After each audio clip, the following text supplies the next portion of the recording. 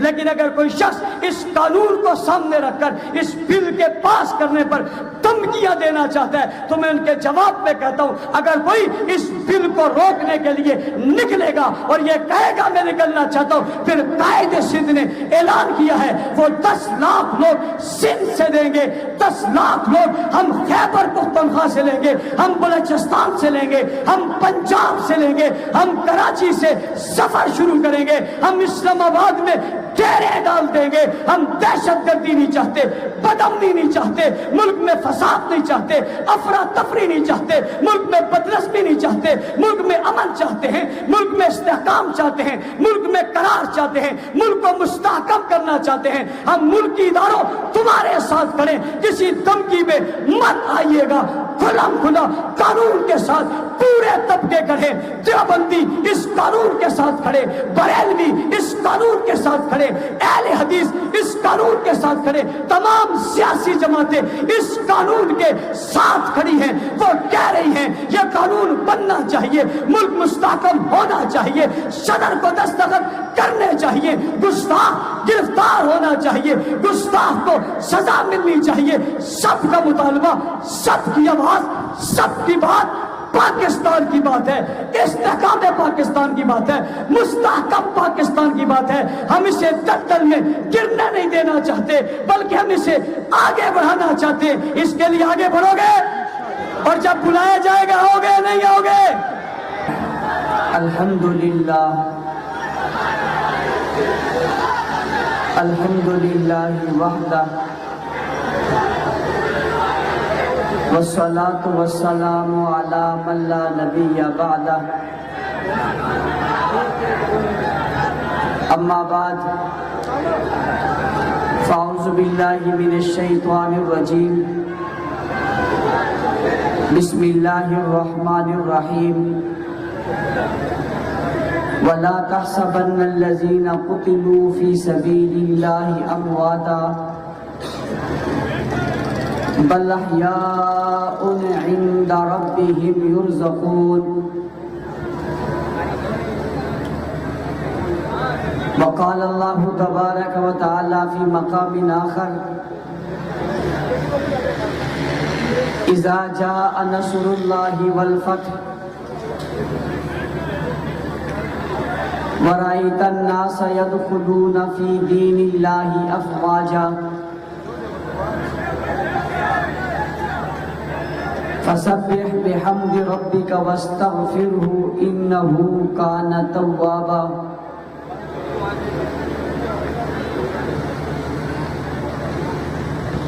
وقال النبی صلی اللہ علیہ وسلم، اذا رأیتم الذین یسبون اصحابی فقولوا لعنۃ اللہ علی شرکم۔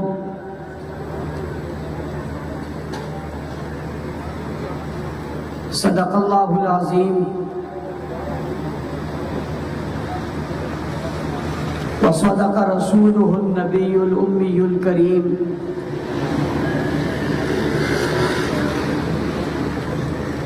واجب الاحترام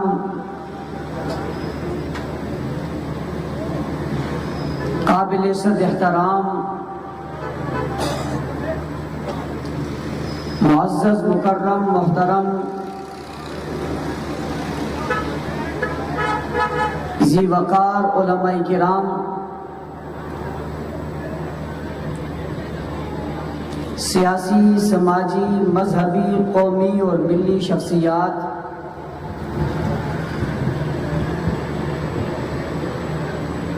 پنڈال میں موجود غیرت مند، باوفا، بہادر، نڈر، بے باک، بے خوف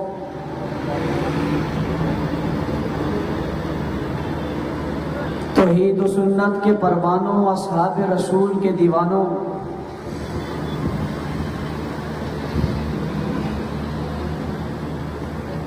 آج کی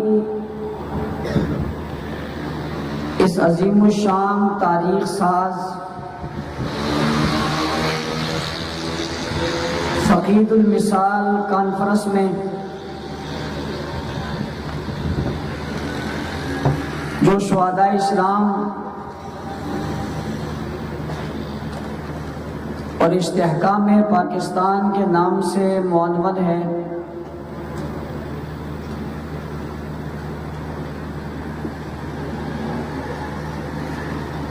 اس میں آپ حضرات سے مخاطب ہونے کی سعادت حاصل کر رہا ہوں۔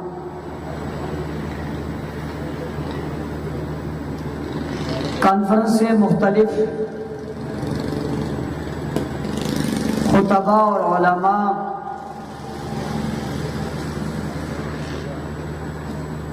اپنے اپنے خیالات کا اظہار فرما چکے ہیں۔ بالخصوص قائد سندھ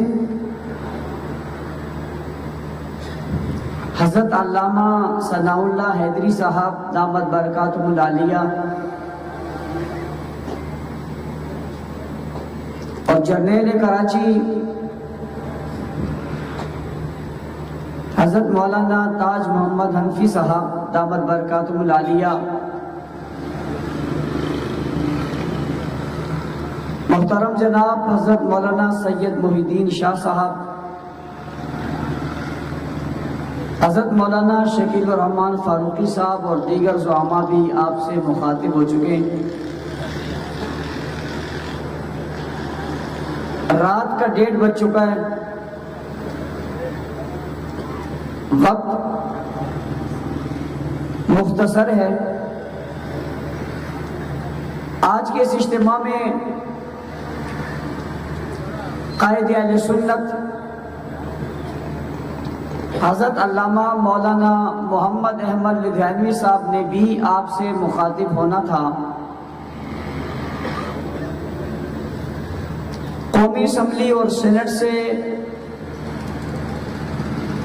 بل کے پاس ہونے کے بعد وہ بل ایوان صدر میں موجود ہے۔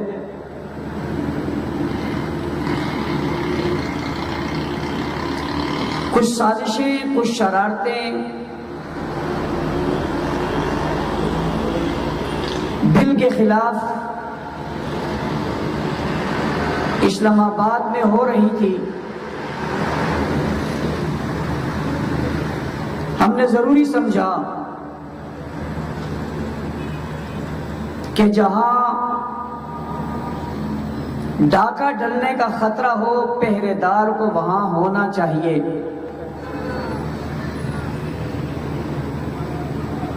اس لیے قائد اہل سنت کراچی کے اس دورے کو مختصر کر کے اسلام آباد پہنچے۔ انشاءاللہ العزیز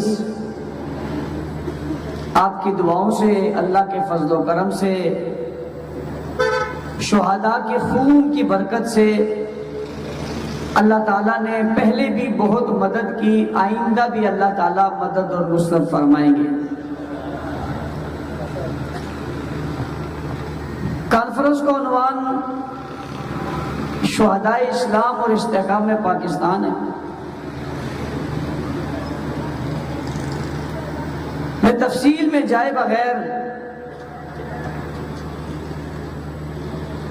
یہ بات آپ کو سمجھانا چاہتا ہوں جو اس وقت سمجھانی آسان بھی ہے اور سمجھنی بھی آسان ہے، اور وہ یہ ہے کہ شہید کا خون کبھی رائیگاں نہیں جاتا۔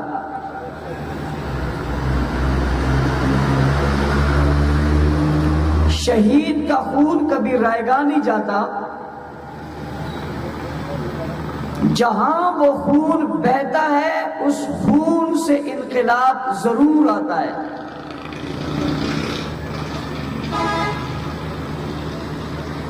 اسلام کی تاریخ اس بات سے بری پڑی ہے، ان واقعات سے بری پڑی ہے۔ مارنے والا اس لیے مارتا ہے، حملہ آور اس لیے حملہ کرتا ہے کہ میرے مارنے سے یہ مر جائے گا۔ میرے مارنے سے یہ ختم ہو جائے گا، اور اس کے مرنے اور اس کے ختم ہونے سے اس کی آواز بند ہو جائے گی، پھر وہ آواز اٹھے گی نہیں، پھر یہ کاز آگے نہیں بڑھے گا، اس لیے کہ آواز اٹھانے والا مر گیا۔ لیکن مارنے والے کو کوئی یہ سمجھائے اور اسے جا کر بتائے کہ شہید کے خون کے قطرات سے انقلاب ہر صورت آیا کرتا ہے، یہ نہیں ہو سکتا کہ خون گرے شہادت کا اور اخلاص کا اور وہ راستہ رک جائے۔ بلکہ میں اگلی بات کہنے لگا ہوں، جو کام رکا ہوا ہوتا ہے، جس کام میں تاخیر ہوتی ہے، جس کام میں کوئی رکاوٹ ہوتی ہے، شہید کے خون سے وہ رکاوٹ بھی دور ہوتی ہے، شہید کے خون سے وہ تاخیر بھی ختم ہوتی ہے، اور شہید کا خون راستہ بناتا ہے، شہید کا خون منزل کی طرف جاتا ہے، شہید کا خون راستہ دکھاتا ہے، شہید کا خون راہ بناتا ہے، شہید کا خون رہنمائی کرتا ہے، اور پھر ایک وقت آتا ہے کہ شہید کا خون بولتا ہے، اس کی آواز صاف سنائی دیتی ہے، اگرچہ بولنے والا وہ نہیں ہوتا لیکن اس کا خون ہوتا ہے، اس کا خون اس کے بعد والوں کی صورت اختیار کرتا ہے، اور بعد والوں کی صورت اختیار کر کے وہ بول پڑتا ہے۔ میں واقعات سناؤں، میں کردار بتاؤں،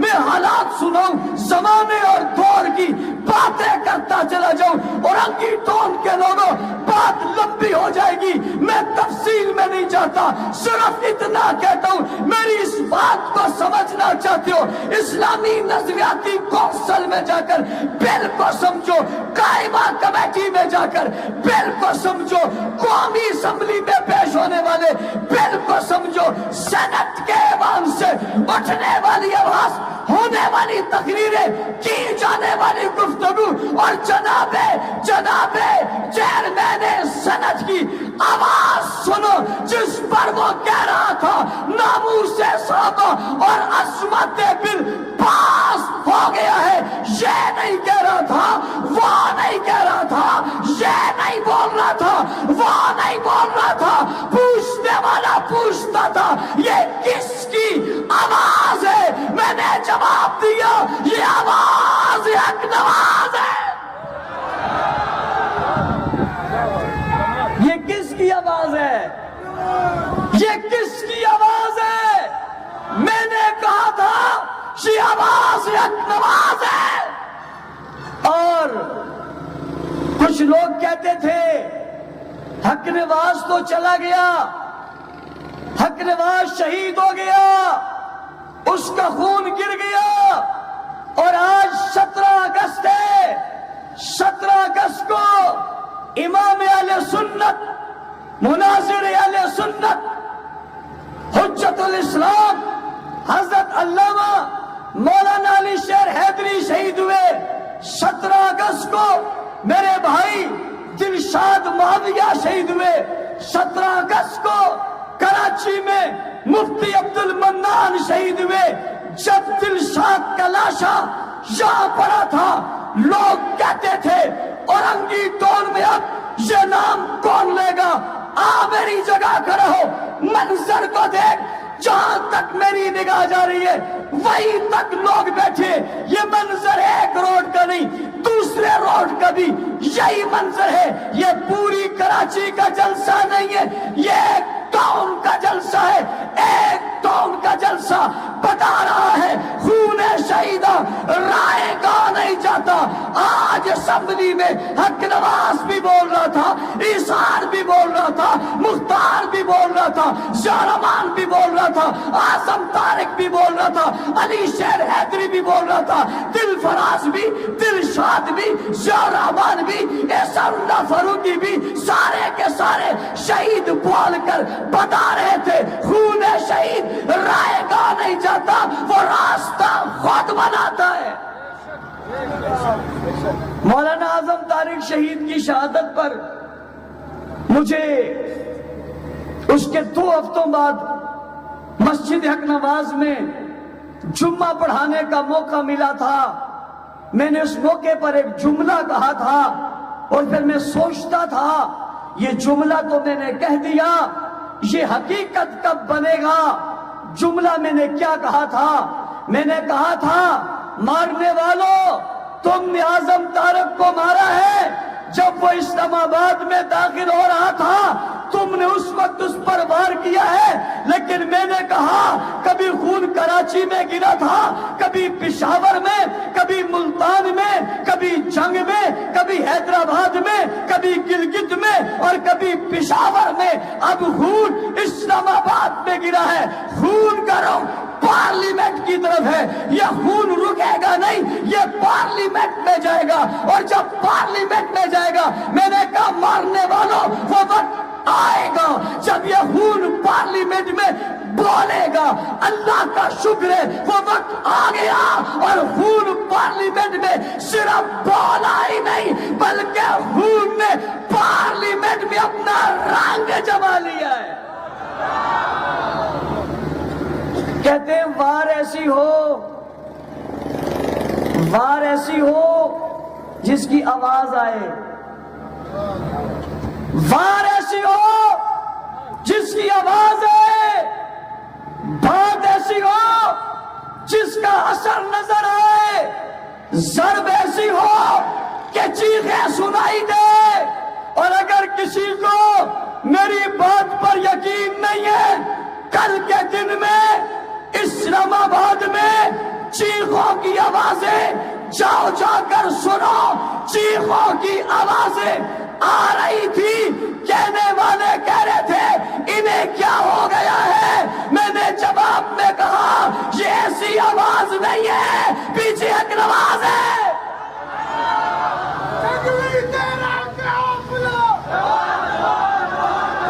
یہ ایسی ہی آواز نہیں ہے, اس آواز کے پیچھے حق نواز ہے. اور دشمنان صحابہ پریشان کیوں ہو, پریشان کیوں ہو, سارے جمع کیوں ہو, سب اکٹھے کیوں ہو, رو کیوں رہے ہو, پریشان کیوں ہو. قانون بنے, قانون کیا بنے, قانون بنے, قانون. اور قانون کے پیچھے ہے جنون. اس جنون کی بنیاد پہ قانون بنے. حق نواز نے جنگ میں کہا تھا میں بات پارلیمنٹ میں لے جانا چاہتا ہوں, تم نے راستے روکے تھے. آج پارلیمنٹ میں میری جماعت کا کوئی نمائندہ نہیں تھا, لیکن مجھے اپنے جماعت کے نمائندے کی ضرورت ہی نہیں پڑی تھی, اس لیے کہ ہر جماعت کا نمائندے کی آواز میری آواز تھی, اور وہ آواز حق نواز. ہر جماعت کے نمائندے کی آواز میری آواز تھی. کہتے ہیں جی اجلت میں جلدی میں یہ بل پیش ہو گیا. میں نے کہا ظالموں جلدی کہہ رہے ہو, 10,000 لاشیں ہم نے اٹھائے, اتکڑیاں اور بیڑیاں ہم نے پہنی, علی شیر حیدری دیا, ایثار قاسمی دیا, مختار دیا, ضیاء الرحمان دیا, اعظم طارق دیا, عبد الغفور ندیم دیا, الیاس زبیر دیا, قاری شفیق دیا, مفتی سعود دیا, بھائی مسعود دیا.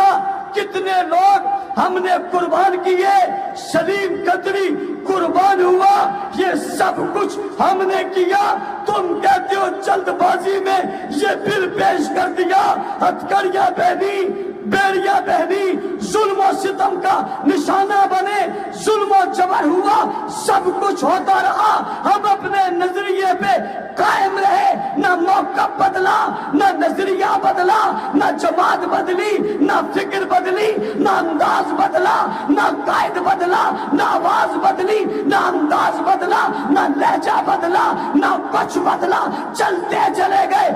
آج اتنی قربانیوں کے بعد اس منزل کو پائے، اجرت میں نہیں، بڑی تسلی سکون کے ساتھ یہ پیش ہوا ہے۔ تمہیں اجرت لگتی ہے، تمہارے ہر کام میں اجرت ہے، ہمارے ہر کام میں عظمت ہے، تم اپنی اجرت کو اپنے پاس رکھو۔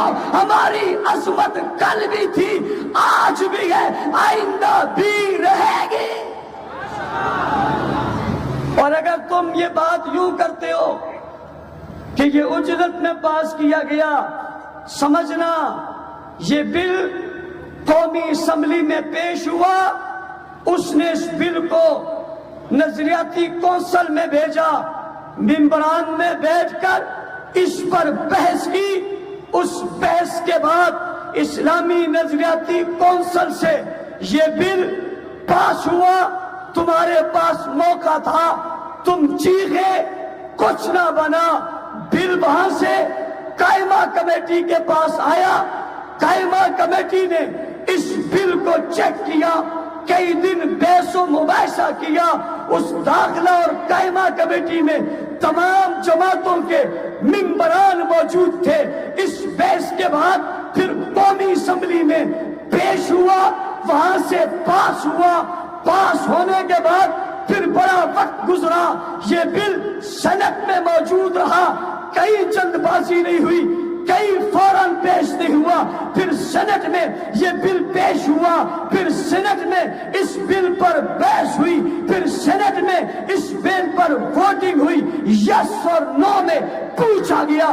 پورے کا پورا ہاؤس یس کہہ رہا تھا، نو کہنے والا ایک فرق بھی نہیں تھا، سب نے اسے متفقہ پاس کیا۔ جو بل اسلامی نظریاتی کونسل میں زیر بحث رہا ہو، جو بل قائمہ کمیٹی میں زیر بحث رہا ہو، جو بل قومی اسمبلی میں متفقہ طور پہ پاس ہوا ہو، جو بل سینٹ کے اندر متفقہ طور پہ پاس کیا ہو، وہ بل اجرت والا نہیں ہے، وہ بل عظمت والا ہے۔ ساری پارٹیوں نے اس بل کو تسلیم کیا۔ اگلی بات، بل کس کے خلاف ہے؟ بل کس کے خلاف ہے؟ بل کس کے خلاف ہے؟ اونچی سب مل کے، پنڈال سے اس طرف والے بھی، گستاخ کے خلاف ہے۔ کس کے خلاف ہے؟ نام کسی کا نہیں ہے، گستاخ کون ہے؟ لکھا ہوا کہیں نہیں ہے، گستاخ کون ہے؟ صرف بل گستاخ کے خلاف ہے۔ اگلی بات، پڑھے لکھے لوگوں، قانون نیا نہیں ہے، پرانا ہے، نیا قانون نہیں بنا، قانون پہلے سے موجود ہے، ترمیم ہوئی ہے۔ تم کہتے ہو سزا تھوڑی ہو تو جائز ہے، سزا زیادہ ہو جائے تو ناجائز ہے۔ یہ بھائی کون سی منطق ہے؟ سزا ایک دن کی ہو یا 100 سال کی ہو، سزا سزا ہے۔ اگر کسی کو اعتراض تھا تو پہلے قانون کو چیلنج کیوں نہیں کیا؟ اس کا مطلب قانون پر کسی کو اعتراض۔ ترمیم ہوئی، سزا 3 سال سے 10 سال ہوئی، عمر قید ہوئی۔ پہلے گستاخی کرنے والا ہار پہن کر باہر آتا تھا، اس لیے کہ دوسرے دن ضمانت ہو جاتی تھی۔ اب 10 سال جیل کی دال کھانی پڑے گی، پریشانی ہو گئی۔ کہاں نہیں گستاخ کون ہے؟ تعریف موجود نہیں ہے، گستاخ کون ہے؟ صحابہ کی کرامت دیکھو، صحابہ کی کرامت دیکھو، صحابہ کی عظمت دیکھو، شہداء کی قربانیاں دیکھو، کہا کسی نے نہیں، کون ہے؟ گستاخ خود بول پڑا، ہم ہیں۔ کہنے لگے بل ہمارے خلاف ہے۔ بل کیا کہا؟ بل ہمارے خلاف ہے۔ ہم انہیں کہتے ہیں تمہارے خلاف نہیں ہے، گستاخوں کے خلاف ہے۔ پھر کہتے ہیں ہمارے خلاف ہے، ہم کہتے ہیں تمہارے لیے سزا نہیں، گستاخ کے لیے سزا ہے۔ کہتے ہیں ہمارے خلاف ہے۔ میں نے کہا پھر یہ بات سمجھ آ گئی نا گستاخ کون ہے؟ آگے سمجھ میں گستاخ۔ اگلی بات، وقت چونکہ مختصر ہے، میں نے کچھ ضروری باتیں کرنی ہیں، توجہ میری طرف رہے۔ اسلام آباد میں کچھ لوگ جمع ہوئے، انہوں نے جمع ہو کر کہا ہم اس بل کو نہیں مانتے۔ میں ایک بات اور وضاحت کرنا چاہتا ہوں، اپنے میڈیا والوں سے بہت درد دل سے کہنا چاہتا ہوں، میں جو بات کیا کروں خدا را وہ اس لیے ہوتی ہے تاکہ لوگوں تک پہنچے، وہ آپ تک رکھنے کے لیے نہیں ہوتی۔ مجھے نہیں معلوم کہ 3-4 جمعوں سے اور واقعات سے میری بات کیوں رک رہی ہے، میری سمجھ میں نہیں آ رہی۔ بہرحال میں پھر گزارش کرتا ہوں، میں یہ کہہ رہا ہوں یہ فتح اور شکست کی بات نہیں ہے، یہ فتح اور شکست کی یہ ہار اور جیت کی بات نہیں ہے، یہ ضد اور انا پرستی کی بات نہیں ہے، یہ مقابلہ بازی کی بات نہیں ہے، یہ ایک دوسرے کو نیچا دکھانے کی بات نہیں ہے، یہ پاکستان کی بات ہے، یہ استحکام کی بات ہے، یہ امن کی بات ہے، یہ مقدسات کی توہین کو روکنے کی بات ہے، یہ گستاخوں کو لگام ڈالنے کی بات ہے، یہ شیعہ، یہ سنی شیعہ کی بات نہیں ہے، یہ بریلوی دیوبندی کی بات نہیں ہے، یہ اہل حدیث اور جناب مقلد اور غیر مقلد کی بات نہیں ہے، یہ کسی کی ذاتی لڑائی نہیں ہے، یہ مفادات کی بات نہیں ہے، یہ ملک کے تحفظ کی بات ہے، یہ مقتدر شخصیات کے تحفظ کی بات ہے، یہ ہم سب کی ذمہ داری ہے۔ اس ملک میں امن قائم ہو، اور امن کے قائم کرنے کے لیے قانون سازی ضروری ہے، یہ کسی کی جیت اور کسی کی ہار نہیں ہے، یہ پاکستان کی جیت ہے اور پاکستان دشمنوں کی ہار ہے، یہ پاکستان کی جیت ہے، یہ طبقوں کی جیت ہے، یہ مسلکوں کی جیت ہے، یہ پارٹیوں کی جیت ہے، محب وطن طبقے کی جیت ہے، یہ فرد اور جماعتوں کی باتیں نہیں، کچھ لوگ کہتے ہیں ٹولوں کی باتیں، ٹولوں کی باتیں نہیں، یہ ملک کی بات ہے، اس کو ملک کے امن کو ملوز خاطر رکھا گیا، اور یہ یوں نہیں ہے، اس کی وجوہات ہیں، اس کی وجہ کیا ہے؟ اس کی ایک وجہ یہ ہے کہ گستاخیاں ہوئی، ان پر لڑائیاں ہوئی، ان پر قتل و قتال ہوئے، ان پر آپس میں لوگ دست و گریباں ہوئے، ان میں خون خرابہ ہوا، ان میں لوگ مارے گئے، بم دھماکے ہوئے، وجہ کیا ہے؟ پلٹ کر دیکھتے ہیں تو گستاخی ہے۔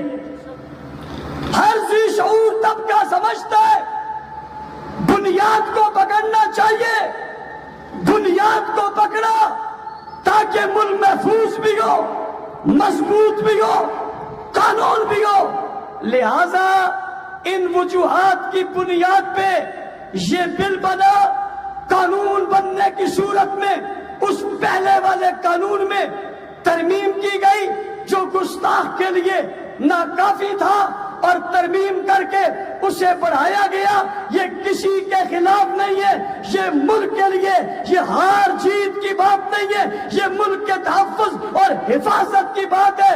کچھ لوگ اپنے آپ کو ہارا ہوا سمجھ رہے ہیں، کچھ کچھ لوگ اپنے آپ کو شکست خوردہ سمجھ رہے، کچھ لوگ خواہ اپنے آپ کو اپنے آپ کے خلاف اس بل کو سمجھ رہے، کچھ لوگ خواہ اپنے آپ کو کہہ رہے یہ ہمارے خلاف ہے، اور تم سے کہتا ہوں تمہارے خلاف نہیں، یہ ہار جیت کا مسئلہ نہیں، یہ پاکستان کا مسئلہ ہے، اور ہم پاکستان کو بدامنی کی طرف نہیں جانے دیں گے۔ ہم قانون کے ذریعے پاکستان کو مضبوط، مستحکم اور پرامن بنائیں گے۔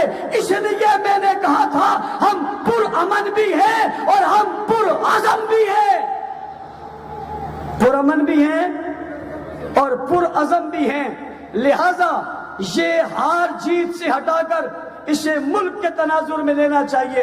اگلی بات، ایک شخص نے ایک انٹرویو دیا اور اس میں انہوں نے کہا جب یہ قانون بنے گا پھر بخاری شریف کی آنے والی باتیں وہ بھی توہین ہیں، مسلم شریف میں آنے والی باتیں توہین ہیں، فلاں فلاں توہین ہے، فلاں فلاں توہین ہے۔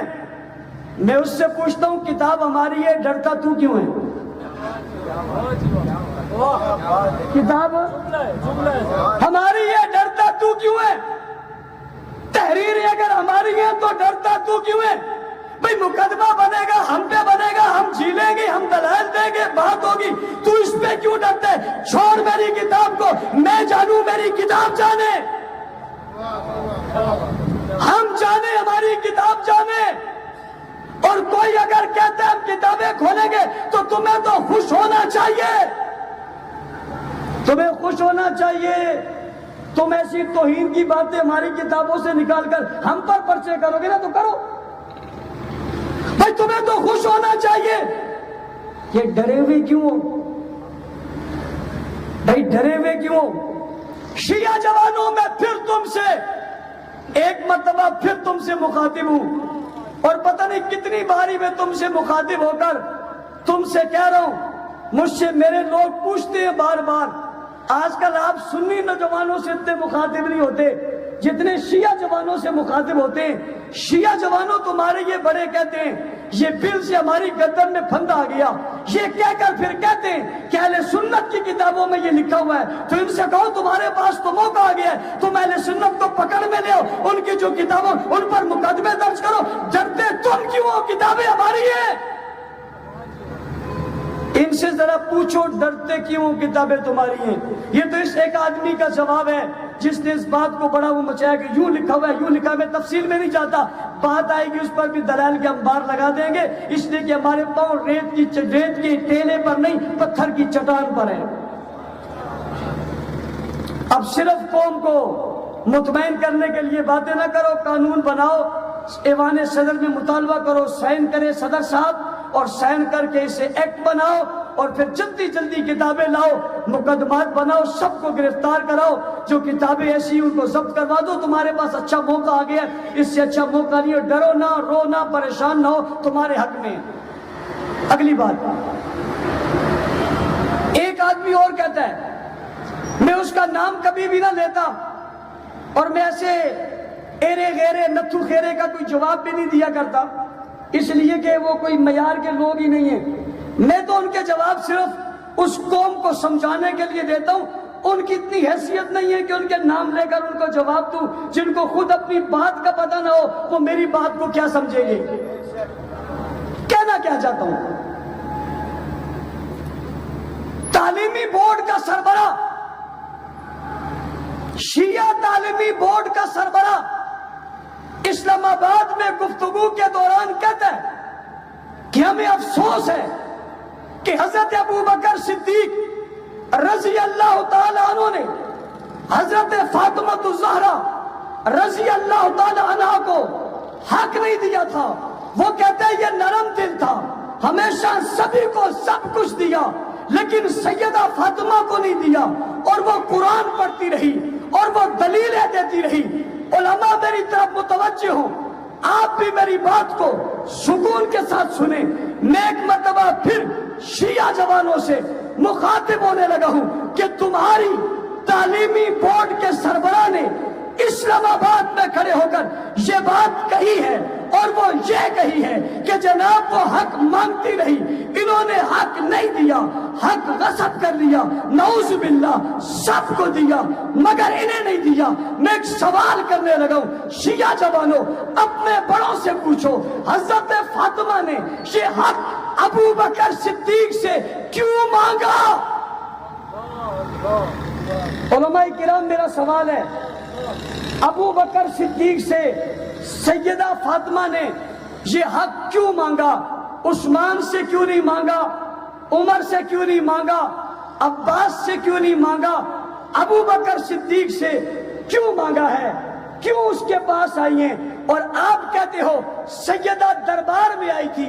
میں پوچھنا چاہتا ہوں شیعہ جوانوں اپنی تعلیمی بورڈ کے اس جاہل سربراہ سے پوچھو، کیا پوچھو؟ یہ پوچھو کہ وہ کس کے دربار میں آئی تھی؟ سیدہ فاطمہ الزہرا رضی اللہ تعالیٰ عنہا جو خاتون جنت ہیں، وہ یہ حق لینے کے لیے کس کے دربار میں آئی تھی؟ اس دربار میں کون بیٹھا تھا؟ یہ کس کا دربار تھا؟ تو وہ جواب میں کہتا ہے یہ دربار ابو بکر کا تھا۔ میں نے کہا ابو بکر کون ہے جنہوں نے مدینہ میں دربار لگا لیا تھا؟ ابو بکر کون ہے جنہوں نے مسجد نبوی میں دربار لگا لیا تھا؟ یہ دربار کیوں لگایا؟ کس نے دربار لگایا؟ یہ دربار لگانے والا کون ہے؟ کہتے ہیں ابو بکر ہے۔ کون ہے؟ میں پوچھتا ہوں ابو بکر کون ہے؟ کہتے ہیں خلیفہ ہے۔ ابو بکر کون ہے؟ اونچی اور اونچی۔ آپ لوگ بھی آج کرسیوں پر بیٹھے ہو، کہہ دو سبحان اللہ۔ کرسی چیز ایسی ہے جس کو مل جائے اس پر اثر نہ کرے ہو ہی نہیں سکتا۔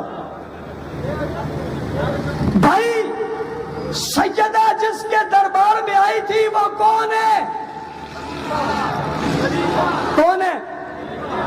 دربار میں کیوں آئی ہے؟ اس لیے کہ یہ خلیفہ ہے۔ یہ کب خلیفہ بنا بھائی؟ یہ کب خلیفہ بنا؟ کہتے ہیں حضور کے بعد۔ کس کے بعد؟ بولو یار۔ یہ کب خلیفہ بنا؟ کہتے ہیں حضور کے بعد۔ میں نے کہا جو حضور کے بعد متصل خلیفہ بنے اس کو تمہاری زبان میں کیا کہتے ہیں؟ کیا کہتے ہیں؟ کیا کہتے ہیں؟ خلیفہ بلا فصل، جو بغیر فاصلے کے نبی کے بعد خلیفہ بنے اسے خلیفہ بلا فصل کہتے۔ تم کہتے ہو سیدہ آئی تھی، تم کہتے ہو خاتون جنت آئی تھی، تم کہتے ہو دربار میں کھڑی ہوئی تھی، تم کہتے ہو دلائل دیے تھے، تم کہتے ہو قرآن پڑھا تھا، تم کہتے ہو باتیں کی تھی، تم کہتے ہو اصول بیان کیے تھے، تم کہتے ہو وراثت کی بات کی تھی۔ میں پوچھتا ہوں کہاں پر کی تھی؟ کس جگہ پہ کی تھی؟ کس مقام پر آئی تھی؟ سامنے کون بیٹھا ہوا تھا؟ کون تھا؟ کہتے ابو بکر تھا۔ ابو بکر کیوں بیٹھا تھا؟ کہتا ہے خلیفہ تھا۔ میں نے کہا خلیفہ کب بنا تھا؟ کہا حضور کے بعد بنا تھا۔ میں نے کہا حضور کے بعد جو فوراً مسلح پر کھڑا ہو یا خلافت لے لے اس خلیفہ کو کیا کہتے ہیں؟ جواب آتا ہے اسے خلیفہ بلا فصل کہتے ہیں۔ کیا کہتے ہیں؟ خلیفہ بلا۔ میں نے کہا سیدہ کیا سمجھ کر ابو بکر کے پاس آئی تھی؟ کیا سمجھ کر ابو بکر کے پاس آئی تھی؟ کیا سمجھ کر؟ آپ کہتے ہیں جی یہ خلیفہ نہیں تھے، یہ خلیفہ بلا فصل نہیں تھے۔ شیعہ جوانوں میں پوچھنا چاہتا ہوں خلیفہ بلا فصل کون تھے؟ وہ کہتے ہیں حضرت علی تھے۔ میں اگلا سوال کرنے لگا علماء کرام کیا اس بات کا حضرت فاطمہ کو علم تھا یا نہیں تھا؟ بھائی حضرت علی خلیفہ بلا فصل ہیں، تم کہتے ہو خلیفہ بلا فصل وہ ہیں۔ میں پوچھنا چاہتا ہوں یہ جو تمہارا عقیدہ ہے اس کا علم سیدہ فاطمہ کو تھا؟ اگر کہتے ہیں اس کا علم سیدہ کو تھا تو میرا پھر سوال ہے کہ خلیفہ کوئی اور ہے اور پاس کسی اور کے جا رہی ہے۔ بھائی خلیفہ کوئی اور ہے، حکمران کوئی اور ہے، نائب کوئی اور ہے، جانشین کوئی اور ہے، مسند کسی اور کی بات ہے، اعلان کسی اور کا بات ہے۔ سیدہ حضور کی بیٹی ہے، سیدہ خاتون جنت ہے، علم کی عظمت کی نشان ہے. سیدہ حسن و حسین کی ماں ہے, سیدہ علی المرتضیٰ کی بیوی ہے, سیدہ حضور کی بیٹی ہے, سیدہ حضور کے گھر رہتی ہے, سیدہ تمداری کرتی ہے, سیدہ کے لیے حضور کھڑے ہوتے ہیں, سیدہ کے حضور ہاتھ چومتے ہیں, جاتے میں بھی اس کے گھر جاتے ہیں, واپسی میں بھی اسی کے گھر سے ہو کے آتے ہیں. وہ عظمتوں کی مالا ہے, اس کو اللہ تعالیٰ نے شان و شوکت عظمت سے مالا مال کیا ہے. وہ ساری بیٹیوں میں سب سے محترم مقدس ہے, اور تمہاری نظر میں وہ معصومہ بھی ہے. پوچھنا چاہتا ہوں انہیں اس بات کا علم ہے یا نہیں, خلیفہ کون ہے؟ تم کہتے ہو خلیفہ ابو بکر, تم کہتے ہو خلیفہ بلا فصل علی ہے, اور آئے حضرت فاطمہ کھڑی ابو بکر کے دربار میں ہے. تم کہتے ہو خلیفہ یہ ہے, کھڑی وہ دربار میں ہے. میں تمہاری بات مانوں یا فاطمہ کی بات مانوں؟ تمہاری مانوں یا فاطمہ کی مانوں؟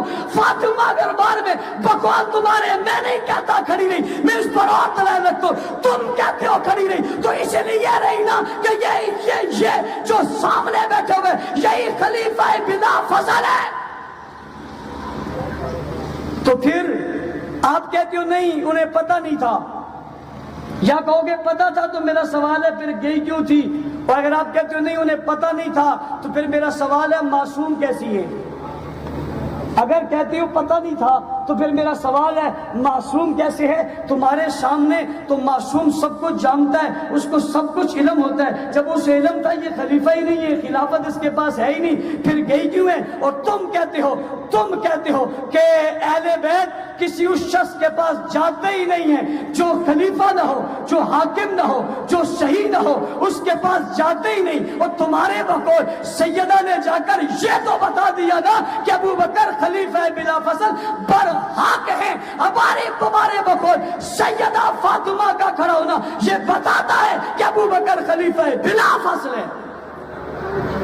اگلی بات توجہ ہے میری طرف. اس نے کہا ہمیں افسوس ہے ابو بکر صدیق نے یہ حق دیا نہیں. میں اگلا سوال کرنا چاہتا ہوں, جس وقت سیدہ فاطمہ دلائل کے انبار بقول تمہارے لگا رہی تھی اس وقت حضرت علی کہاں تھے؟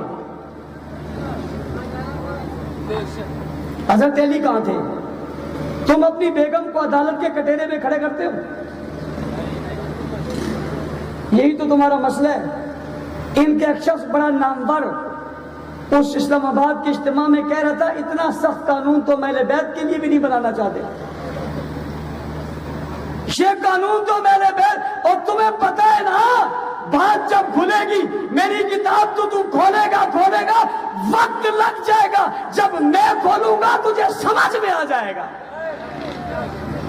فاطمہ رضی اللہ تعالیٰ عنہ دربار میں تھی تو حضرت علی المرتضیٰ کہاں تھے؟ کس طرف تھے؟ پتہ چلا حضرت فاطمہ رضی اللہ تعالیٰ عنہ کے لیے جن نے بات کہہ کر یہ کہا کہ جناب یہ گستاخی ہوئی لہٰذا ہم اس سے محبت نہیں رکھ سکتے. اگلی بات اس کا جملہ, ہم اس سے محبت نہیں رکھ سکتے جس نے فاطمہ کا حق نہ دیا ہو. میں اگلی بات پہ آنے لگا ہوں.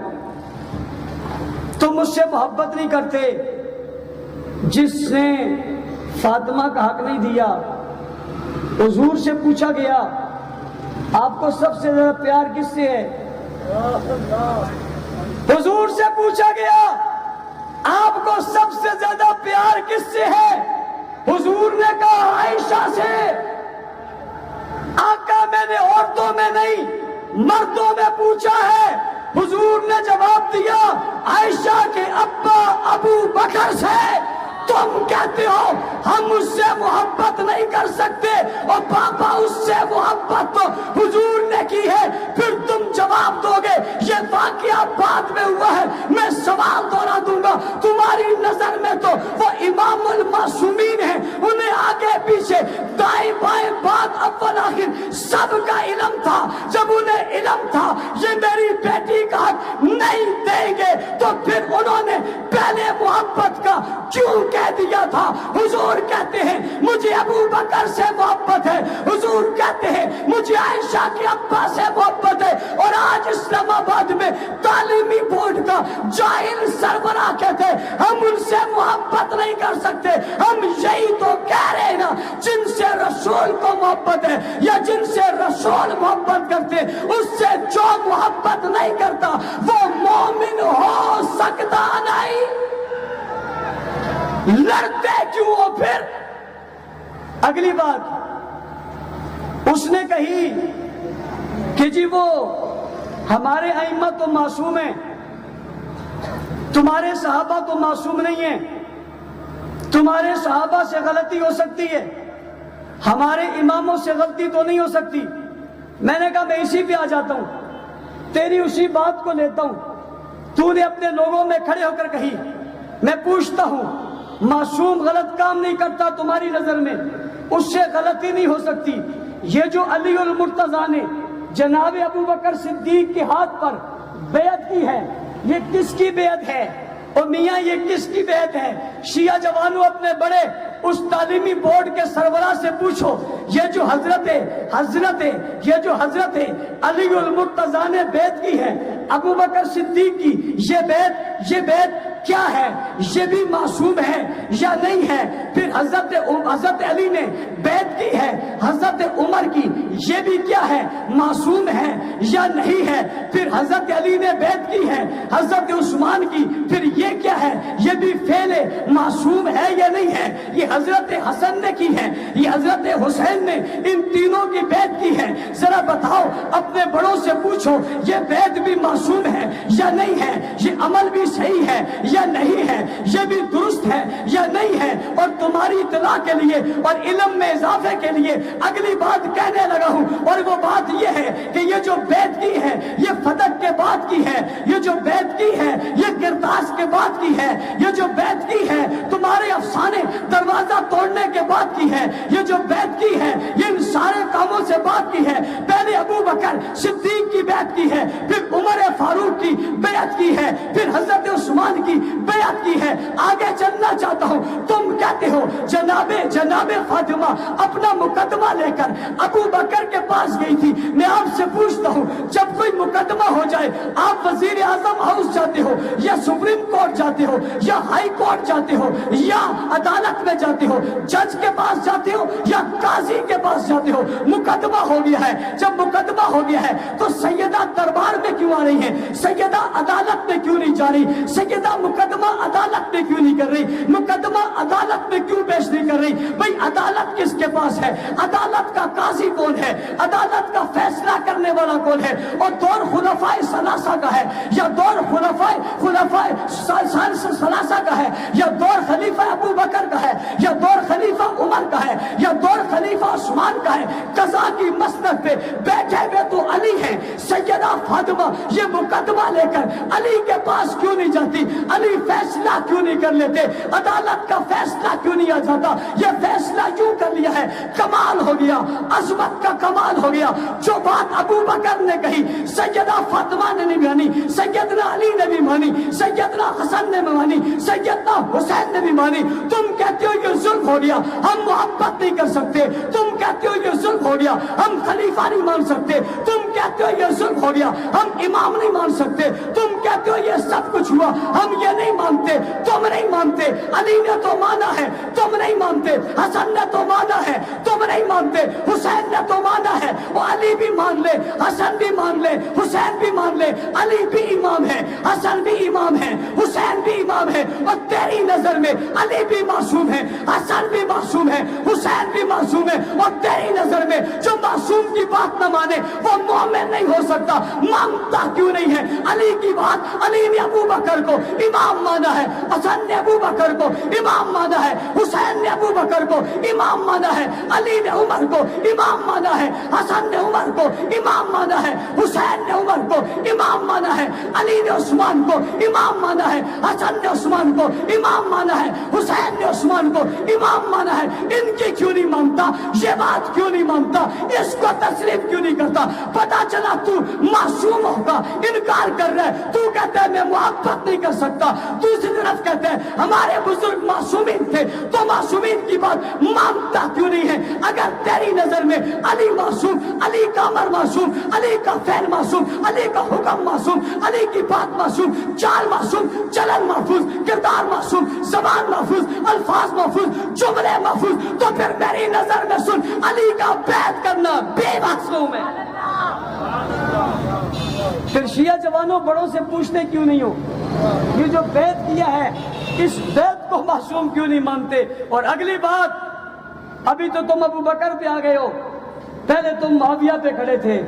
ارباب اقتدار یہ اسی لیے قانون نہیں مانتے، انہیں پتہ ہے ہم یہ باتیں چھوڑیں گے ہمارے ساتھ رہے گا ہی کوئی نہیں.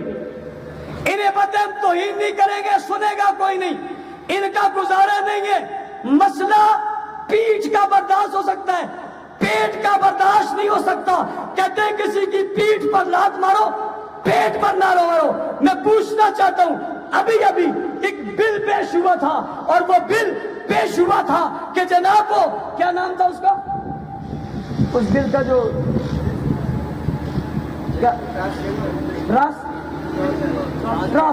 ٹرانسجینڈر بل پیش ہوا، یہ اسلام کے مطابق ہے؟ پوچھی اس پر اسلام آباد میں کنونشن کیوں نہیں ہوا؟ ٹرانسجینڈر بل پاس ہوا، تم نے کوئی احتجاج نہیں کیا. سندھ میں بل پاس ہوا، 18 سال سے کم عمر آدمی کلمہ نہیں پڑھ سکتا، تم نے کوئی احتجاج نہیں کیا. ملک میں غیر قانونی اور شریعت کے تصادم کئی بل پاس ہوئے، منظور ہو گئے، تم نے شور نہیں کیا. سوال پیدا ہوتا ہے ٹرانسجینڈر بل پہ تم باہر نہیں آئے، ختم نبوت کے تحفظ کے لیے تم باہر نہیں آئے، سویڈن حکومت نے توہین کی تم باہر نہیں آئے، باہر ملک میں قرآن چلایا گیا تم باہر نہیں آئے، ملک میں غیر قانونی اور غلط قسم کے قانون بنے تم باہر نہیں آئے. آج کیوں آئے ہو؟ پتا چلتا ہے مسئلہ تمہارے پیٹ کا ہے، مسئلہ تمہارے پیٹ کا ہے. جب یہ چیزیں بند ہو جائیں گی پھر تمہاری روٹی روزی بند ہو جائے گی. تم جھوٹ بول کے، تم لوگوں کو رلا کر، کبھی فاطمہ کا نام لے کر، کبھی علی کا نام لے کر، کبھی حسن و حسین کے نام لے کر تم لوگوں کو دھوکہ دیتے ہو. یہ بل اس دھوکے کو توڑ رہا ہے اور یہ کہہ رہا ہے کہ کسی کی توہین نہیں ہوگی، مقدسات کی، اور اس توہین کو روکا جائے گا. اس کے لیے بل ہے. میں حکومت پاکستان اور ریاستی اداروں سے اور ایوان صدر کے مکین صدر صاحب سے کہنا چاہوں گا، صدر پاکستان صاحب، بہت سارے صدر آئے اور چلے گئے، اسمبلی نے تاریخ رقم کر دی، اسی طرح سینٹ نے تاریخ رقم کر دی. آپ کو بھی تاریخ رقم کرنی چاہیے. یہ ملک کا مسئلہ ہے، ملک کے استحکام کا مسئلہ ہے، مقدس شخصیات کی توہین کو روکنے کا مسئلہ ہے. انہوں نے اوپر ٹائٹل دیا ہوا ہے، ہمارے مرجع کہتے ہیں، ہمارے مصادر کہتے ہیں توہین، مقدسات کی توہین حرام ہے، یہ کہتے ہیں، یہ کہا ہوا ہے، اور نیچے کہتے ہیں ہم یہ بل نہیں مانتے. یہ تضاد سامنے آ گیا. یہ بل بنانے والوں تمہیں سلام ہے، تم نے ایسا بل بنایا، تکیہ باز کے چہرے سے چادر اتر گئی اور اتر کر نیچے اتر آئی. ہم کوئی لڑائی، تصادم اور جھگڑا نہیں چاہتے، ہم قانون کی پاسداری چاہتے ہیں. ہم پہلے دن سے قائد اول سے لے کر آج تک ہم قانون کی پاسداری کی بات کرتے رہے، ہم اسمبلیوں کی بات کرتے رہے، ہم نظام کے نفاذ کی بات کرتے رہے، ہم قانون کی بات کرتے رہے. ہم کل بھی قانون کے ساتھ کھڑے تھے، ہم آج بھی قانون کے ساتھ کھڑے ہیں. ہم کل بھی کہہ رہے تھے ملک مستحکم ہو. انہوں نے اسلام آباد میں شامل ہو کر، شریک ہو کر دھمکیاں دی ہیں ریاست کو، انہوں نے دھمکیاں دی ہیں حکومت کو، انہوں نے دھمکیاں دی ہیں اداروں کو. میں کوئی دھمکی نہیں دینا چاہتا، میں دھمکیوں کا قائل نہیں ہوں، کوئی دھمکی نہیں دینا چاہتا. میں کھلے الفاظ میں قائد اہل سنت کے ان فرمان کے مطابق یہ بتانا چاہتا ہوں، ہم لڑائی نہیں چاہتے، ہم قانون چاہتے ہیں. اس قانون کو ایکٹ بننا چاہیے، اسے نافذ ہونا چاہیے، گستاخوں کو سزا ملنی چاہیے. وہ ہماری صف میں ہو تب بھی، ان کی صف میں ہو تب بھی انہیں سزا ملنی چاہیے. لیکن اگر کوئی شخص اس قانون کو سامنے رکھ کر اس بل کے پاس کرنے پر دھمکیاں دینا چاہتا ہے تو میں ان کے جواب میں کہتا ہوں، اگر کوئی اس بل کو روکنے کے لیے نکلے گا اور یہ کہے گا میں نکلنا چاہتا ہوں، پھر قائد سندھ نے اعلان کیا ہے وہ 10 لاکھ لوگ سندھ سے دیں گے، 10 لاکھ لوگ ہم خیبر پختونخوا سے لیں گے، ہم بلوچستان سے لیں گے، ہم پنجاب سے لیں گے، ہم کراچی سے سفر شروع کریں گے، ہم اسلام آباد میں ڈیرے ڈال دیں گے. ہم دہشت گردی نہیں چاہتے، بدامنی نہیں چاہتے، ملک میں فساد فساد نہیں چاہتے, افراتفری نہیں چاہتے, ملک میں بدنظمی نہیں چاہتے, ملک میں امن چاہتے ہیں, ملک میں استحکام چاہتے ہیں, ملک میں قرار چاہتے ہیں, ملک کو مستحکم کرنا چاہتے ہیں. ہم ملکی اداروں تمہارے ساتھ کھڑے, کسی دھمکی میں مت آئیے گا. کھلم کھلا قانون کے ساتھ پورے طبقے کھڑے, دیوبندی اس قانون کے ساتھ کھڑے, بریلوی اس قانون کے ساتھ کھڑے, اہل حدیث اس قانون کے ساتھ کھڑے, تمام سیاسی جماعتیں اس قانون کے ساتھ کھڑی ہیں. وہ کہہ رہی ہیں یہ قانون بننا چاہیے, ملک مستحکم ہونا چاہیے, صدر کو دستخط کرنے چاہیے, گستاخ گرفتار ہونا چاہیے, گستاخ کو سزا ملنی چاہیے. سب کا مطالبہ, سب کی آواز, سب کی بات پاکستان کی بات ہے, استحکام پاکستان کی بات ہے, مستحکم پاکستان کی بات ہے. ہم اسے دلدل میں گرنے نہیں دینا چاہتے, بلکہ ہم اسے آگے بڑھانا چاہتے ہیں. اس کے لیے آگے بڑھو گے, اور جب بلایا جائے گا آؤ گے نہیں آؤ گے, آؤ گے نہیں آؤ گے. انشاءاللہ العزیز ہم اس ملک سے بدامنی اور فرقہ واریت کو جڑ سے اٹھا کر پھینک دیں گے. آج میرا کراچی کے ایک ٹاؤن کا جلسہ تا حد نگاہ ہے. اسلام آباد میں پورے ملک سے لوگوں ایک ٹاؤن کے لوگوں کو جمع کیا ہے, پوری کراچی کو نہیں, پوری کراچی کو نہیں. اور جب ہم پکاریں گے آؤ گے یا نہیں آؤ گے, آئیں گے, اور شہروں والے بھی آئیں گے انشاءاللہ. ہم نے 1 محرم کو عمر کیا تھا, ہم نے 6 محرم کو عمر حسین کیا تھا. پہلے واہ عمر کیا, پھر واہ عمر واہ حسین کیا, اور 10 محرم کو ہم نے واہ حسین کیا. ہم نے پاکستان کا خوبصورت نقشہ پیش کر کے بتایا, اس میں کوئی فرقہ واریت نہیں, اس میں عمر والے بھی ہیں, عثمان والے بھی ہیں, علی والے بھی ہیں, حسن والے بھی ہیں, حسین والے بھی ہیں. ہم نے پہلے عشرے میں یہ تینوں کام کر کے بتائے. عشرہ فاروق و حسین منا کر پہلے واہ عمر واہ کیا, پھر اتحاد امت واہ کر کے واہ عمر واہ حسین کیا, پھر 10 محرم کو جلوس نکال کر واہ حسین کیا. ہم اس قافلے کو بڑھانا چاہتے ہیں, ہم اس بات کو آگے پھیلانا چاہتے ہیں, ہم فرقہ واریت کا خاتمہ کرنا چاہتے ہیں. انشاءاللہ العزیز 27 اگست کو کراچی میں ایک تاریخ ساز اجتماع جو عظمت اہل بیت اور صحابہ مارچ کے نام سے معنون ہے. کس سے؟ عظمت اہل بیت اور صحابہ مارچ کے عنوان سے معنون ہے. مقام کا اعلان بعد میں کیا جائے گا, اس کے لیے تیاری کریں گے. ہم صحابہ اور اہل بیت کی رشتہ داریاں بتائیں گے, ہم ان کی محبتیں بتائیں گے. ملک کو نفرت کی نہیں, محبت کی ضرورت ہے.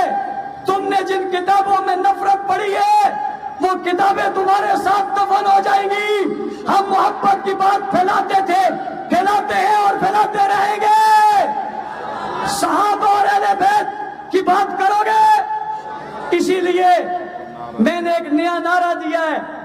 میں چاہتا ہوں آج وہ نعرہ لگے, اور میں ارباب اقتدار بالخصوص ریاست کے لوگوں سے کہنا چاہتا ہوں, ذرا دیکھو محبت کے نعرے کون دے رہا ہے. ہم نے واہ عمر واہ حسین نعرہ دیا, محبت کا ہے یا نہیں ہے؟ ہم نے واہ حسین نعرہ دیا, محبت کا ہے یا نہیں ہے؟ واہ صحابہ نعرہ دیا, محبت کا ہے یا نہیں ہے؟ واہ اہل بیت نعرہ دیا, محبت کا ہے یا نہیں ہے؟ میں نعرہ لگانے لگا ہوں, اہل بیت صحابہ صحابہ, اہل بیت اونچی اونچی اونچی, اہل بیت صحابہ صحابہ, سب مل کے لگاؤ, اہل بیت صحابہ صحابہ, اہل بیت صحابہ صحابہ, اہل بیت صحابہ صحابہ, اونچی اونچی جوش سے جوش سے.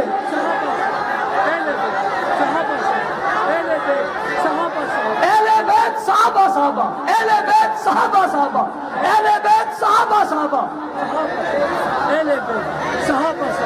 دیوبندیوں بریلویوں سو پی پی کے لوگوں، نون لیگ کے لوگوں، کاف لیگ کے لوگوں، پی ٹی آئی کے لوگوں، پی ڈی ایم کے لوگوں، جمعیت کے لوگوں، جماعت اسلامی کے لوگوں، اہل سنت کے لوگوں، سب کو کہتا ہوں آؤ سب مل کر ایک کام کریں، اہل بیت صحابہ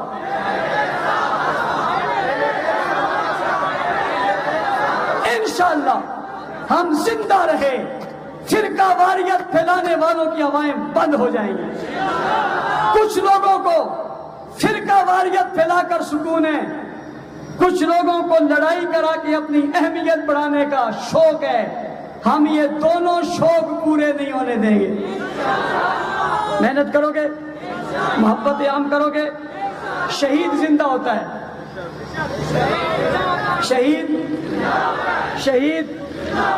حسین بھی زندہ ہیں یا نہیں ہیں؟